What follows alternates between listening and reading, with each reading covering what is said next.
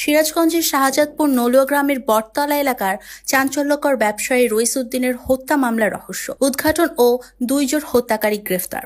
হত্যাকাণ্ডে ব্যবহৃত চাকু এবং ভিকটিমের লুণ্ঠিত মোবাইল, ট্রাউজার ও লুঙ্গি উদ্ধার করেছে থানা পুলিশ। 21 নভেম্বর বৃহস্পতিবার সকাল 11টার সময় শাহজাদপুর থানা পুলিশ এক প্রেস বিজ্ঞপ্তিতে এসব তথ্য দেন। আটককৃত আসামিরা হলেন শাহজাদপুর পৌর শহরের নলুয়া বটতলা গ্রামে মোহাম্মদ মামুন, পিতা আজিজ মণ্ডল এবং আসামি জয়নাল শেখের পিতা মৃত রানু শেখ এবং তাদের দেখানো মতে টয়লেট হতে ভিকটিম রইসের ব্যবহৃত 2টি মোবাইল ফোন, আসামি মামুনের বাড়ি হতে রইসের ট্রাউজার এবং রইসের বাড়ির পাশে ডোবা হতে রক্তমাখা লুঙ্গি ও হত্যাকাণ্ডে ব্যবহৃত চাকু উদ্ধারপূর্বক জব্দ করে। আসামি মোহাম্মদ মামুন ও মোহাম্মদ জয়নালকে জিজ্ঞাসাবাদে জানা যায় যে মামুন পেশায় রাজমিস্ত্রি, জয়নাল ভবঘুরে টাইপের মানুষ। আসামি মামুন ও জয়নালের মাঝে মাঝে ভিকটিম মৃত রইসের দোকানে বসে আড্ডা দিত। আসামি মামুন, জয়নাল ও ভিকটিম রইস পূর্ব পরিচিত। আসামি মামুন ও জয়নালের কাছে টাকা না থাকায় তারা ব্যবসায়ী রইসের টাকা ছিনতাইয়ের পরিকল্পনা করে। সেই পরিকল্পনা মোতাবেক আসামি মামুন শাহজাদপুর থেকে একটি চাকু ক্রয় করে।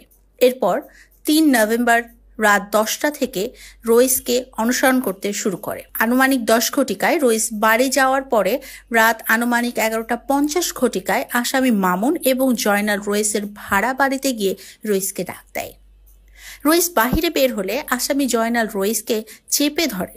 রইস মাটিতে পড়ে যায় এবং রইসের ঘরের তোষকের নিচে 16,000 টাকা আসামি মামুন নেয়। এরপর রইসের ব্যবহৃত 2টি মোবাইল এবং রক্ত গামলাতে করে টয়লেটে ফেলে দেয়। মামুন রক্তমাখা লুঙ্গি এবং হত্যাকাণ্ডে ব্যবহৃত চাকু বাড়ির পাশে ডোবাতে ফেলে দেয়। এরপর মামুন রইসের লাশ একটি বস্তার মধ্যে ঢুকায়ে আসামি জয়নালের সহায়তায় শরীফুলের ডোবায় ফেলে দেয়। এরপর মামুন নিজে 10,000 টাকা এবং জয়নাল 6,000 টাকা নেয়। আরো অনেকে 2-3 জনকে নিয়ে এসেছিলাম, কথা বলছে। তারপর তাদের সাথে কথা বলে তাদের এই ঘটনার সাথে সংশ্লিষ্ট পাই নাই, তার কারণে আমরা ওই বিষয়গুলো তাদেরকে আর করা হয় নাই। আমরা পরবর্তী যে 2 জনকে কনফার্ম করেছি এবং সেই 2 জনকে আমরা আটক করি।